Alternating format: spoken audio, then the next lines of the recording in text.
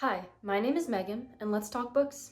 So I'm at my parents' house this weekend, and that means I have access to a lot of my back stock of books that I've collected from being in middle school and high school.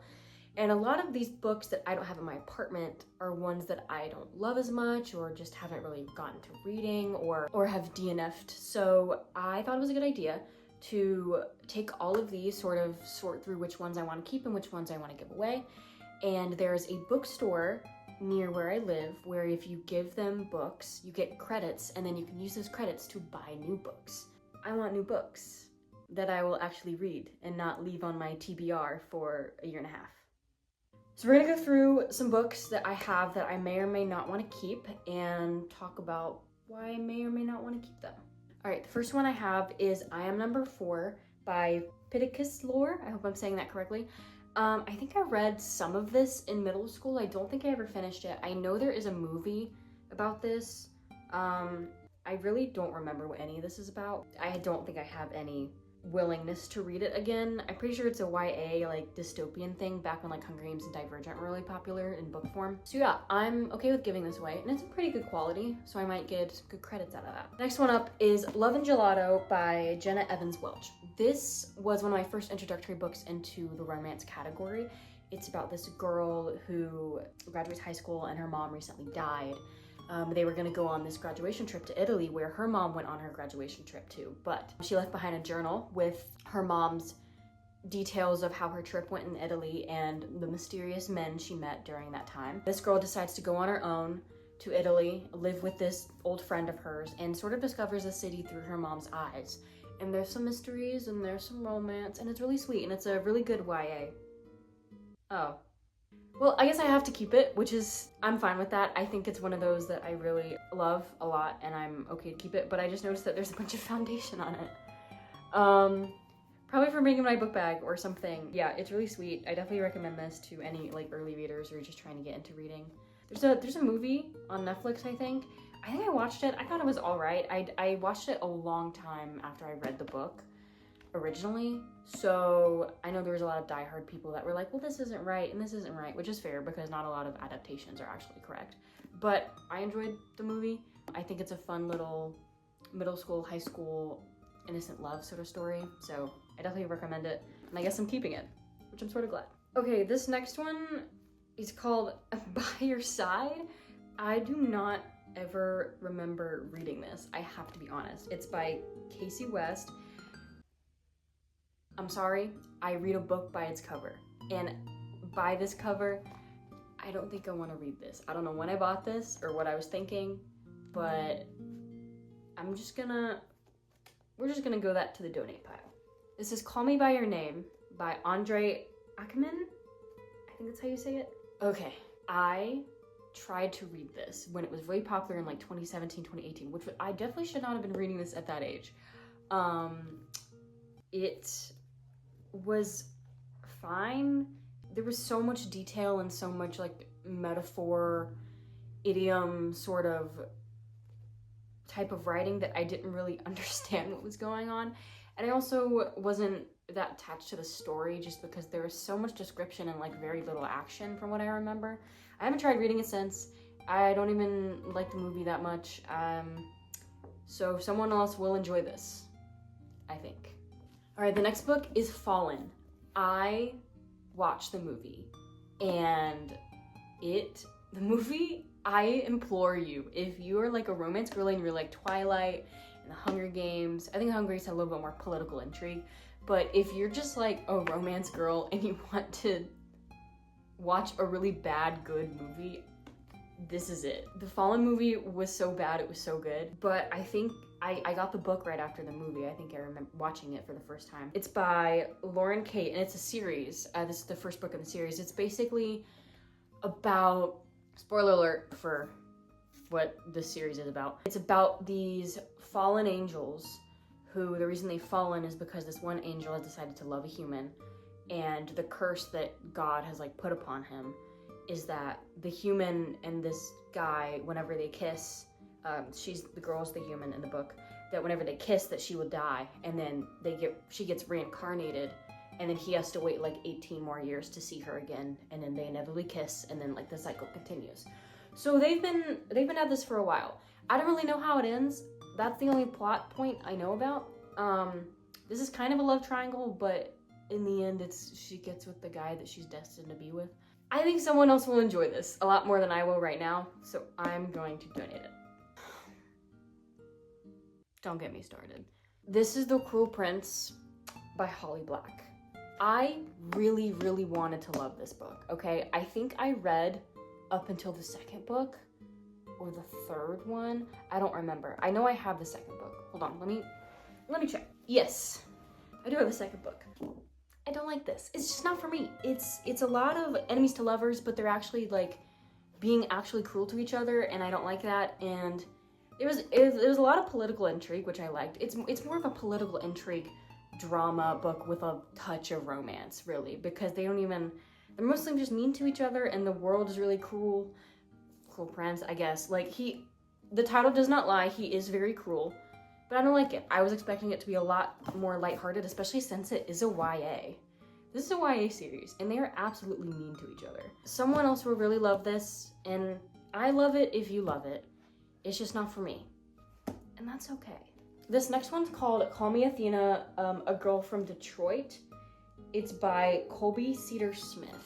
This is one of the books I got when I worked at a bookstore a couple years ago. And sometimes we would get ARCs, or we would get a bunch of these books in that either we didn't want to sell or weren't selling that well. So then we would either donate them to the little free libraries around our town, or the booksellers would take them home. And I think this is one that I took home, and I was like, yes, I'm gonna read it, and it just never ended up getting read. And it seems a little big. It seems very nonfiction, which, listen, I'm so sorry. I'm not a nonfiction reader. I'm not a very autobiographical.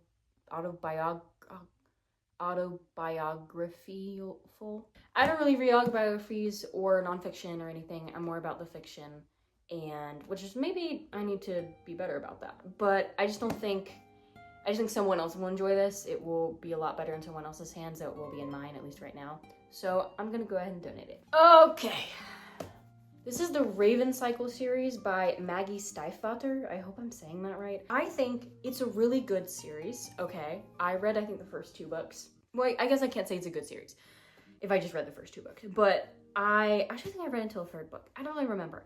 I just don't think it was my jam. It's a lot about, like, paranormal, sort of witchy aspect in this small town, and then there's this girl, and there's, like, love interests, and then it has found family, which is really great. I just don't think I loved the writing style or the location and like the sort how the plot went. It wasn't really eye-catching to me. I didn't really seem like I was engrossed in the story. But I know a lot of people who this is like one of their favorite YA series. One of my closest friends, this is her favorite YA series, which is why I picked it up. It just wasn't for me, and that's okay. But this is like I really touched it, so it's a pretty good set of the whole thing. So I'm gonna donate all of this, and hopefully this will become someone's favorite series and introduce them to reading. All right, this one's called The Gentleman's Guide to Vice and Virtue by Mackenzie Lee. So this is where the theater in me comes out. So this is kind of a book spin-off of a gay romance based off of The Gentleman's Guide to Love and Murder, the musical. I really loved A Gentleman's Guide. Like, I was obsessed with it at some point in high school, early high school, and I think I picked this up and I was like, yes, I'm gonna read it. And it's like a spin-off and it's gay, but I just never read it. And I don't think I want to read it right now. I think I'm past this type of audience personally, but it seems very fun. It's a great spin-off for those theater loving folks, which I am, but I just don't think this is for me right now. I'm pretty sure it's a YA. I think this is for someone else who will enjoy it much more than I will, so I'm gonna donate it. This one is called The Hazelwood, and it's by Melissa Albert. I think I've tried to read this a couple times. Sometimes it's really hard to get me to understand the grasp of a book, starting off the first few pages, and I think this is what happened with this, and I just could not get over the first 100 of like what's happening. But basically it's like an Alice in Wonderland retelling. It's like a modern ish YA Alice in Wonderland retelling. I've heard it's really good. I have a lot of people who have read this and they like it a lot, but again, it's a YA. I tried to read YAs and I think I'm past it. I think I'm more into the world building and adult era of my life, my 22 years of age. So I think this again can be for someone else. All right, this is American Royals by Catherine McGee. And I bought this because I thought it was gonna be like the selection series. The selection series, is it bad? Oh, absolutely. But is it also like one of the best literature I've read of all time? Yes, absolutely. We'll talk about the selection series. But this I thought would be like an Americanized version of it. It's basically about the drama and the life of the Washingtons if they became like a monarchy in America, and like how like different the celebrity of the Washingtons and like the reality TV show-esque of their existence would be. I've heard it's really good. Again, it's a YA. I just don't think it's my kind of book now, at least. And I think someone else will really enjoy it. So to the donation pile it goes. I don't know what this is. I have to be honest. It says John O'Hara, Butterfield 8. From my understanding of what little I've read, it seems like a collectible sort of collection of excerpts from books from A to Z that are like classic literature. I think again, this was one of those books I got from the bookstore that either it was on clearance for a while and then nobody grabbed it and then I picked it up. I don't see myself reading this at all, and I don't really think the color will match anything in my room for like decoration. So I think someone else will enjoy this. So I'm gonna donate it. This is The Secret Castle Giant, written by K.P. Bath. I think this was a Christmas gift I got from some neighbors, probably when I was in middle school. I never read it. Funny enough, I wasn't into fantasy yet in middle school. So this didn't really pique my interest. I read a lot of Maze Runner and like classic romance stories.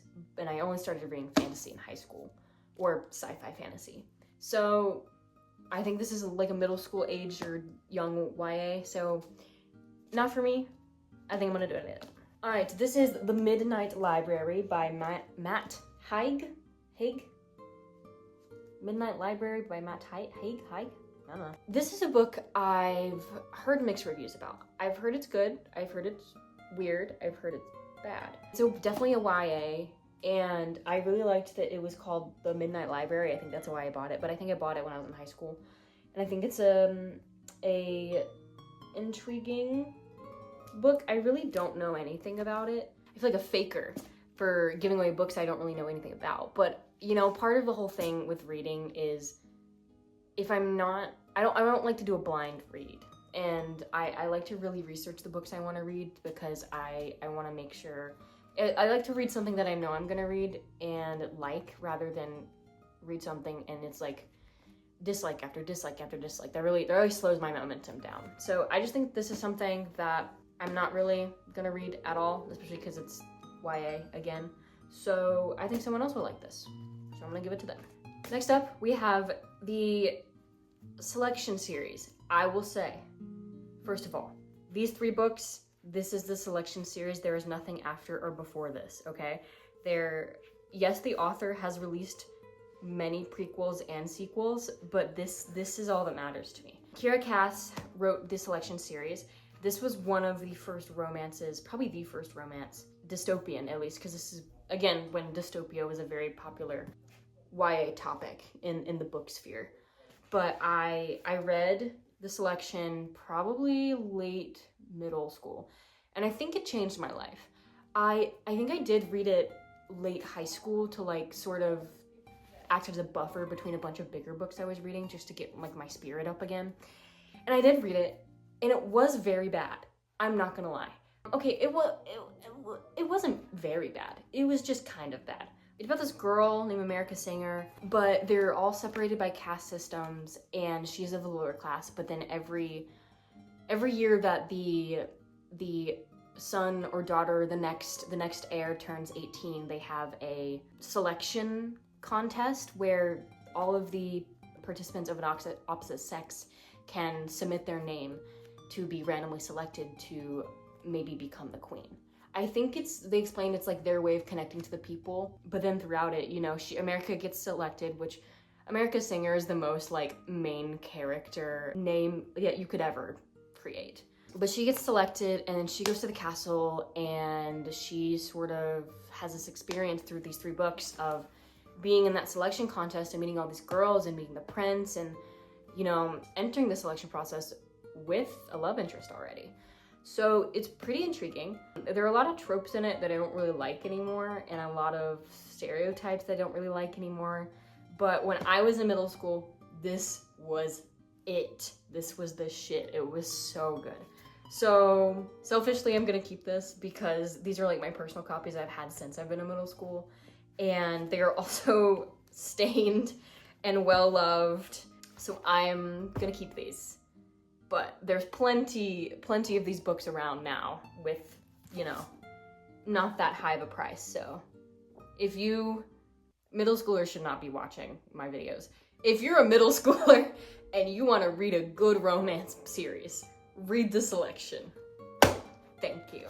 Okay, so these are all the books that I think I'm gonna donate. I'm probably gonna add a couple more in there, but I think these were the biggest ones that I saw them and I was like, I don't think I need these anymore. So I'm gonna be donating all of these to my local bookstore, a used bookstore, to get credits, and then see what kind of other books they have that I can peruse, because I have a lot of my TBR and I definitely should read the books I already have at my apartment, but why would I do that when I can buy more books for free if I give books I'm not reading away?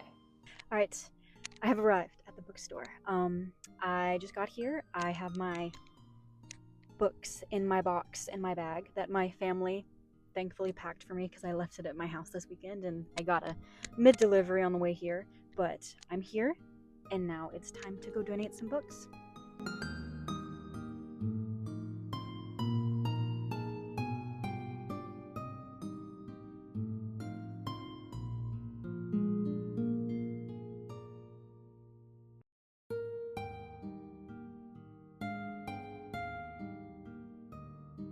So I just dropped off my books at the counter and the bookshop owner, I think he's the owner, is right now looking through them to see what kind of credits I can get. And I'm just gonna explore this awesome store while I wait.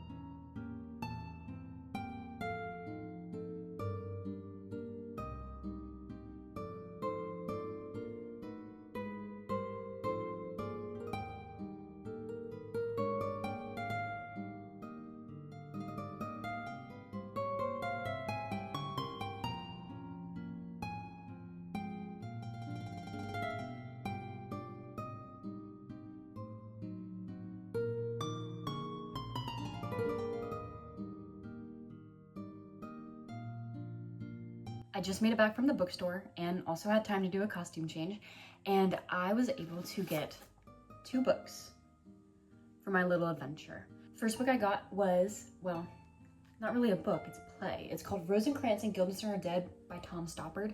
This is one of my favorites. I always have a monologue in my back pocket from this play. It's so good. It's a retelling of William Shakespeare's Hamlet from the perspective of these 2 side characters called Rosencrantz and Guildenstern. It just turns the whole play on its head, and it's very meta-y in the way that it talks about the concept of free will and what we do with it. It's a very funny, very interesting play. I first read it in English literature class in college a few years ago, but it's really good, and I'm glad they have a copy of it because this is really good quality. and it is from the Samuel French Incorporated, the actual publisher company, and it's very nice, and I'm very excited about it. The next book I got was The Thursday Murder Club by Richard Osman. This is a book that's been on my TBR for a while now. I have been planning on getting it as a gift for one of my relatives in my life, and I was going to read it and annotate it when I wanted to give it to her, but you know, time passed and I'm such a busy person that I didn't get to around reading it and annotating it in time. So I'm so glad I found this, and at a discounted price, but such good quality. And I'm excited to also read it because this is something that I've been wanting to read for a while. And I got these two amazing books for free because all of my books were taken as credits and or donated for free. And the owner ended up just giving me these two books and calling it a day, calling it even.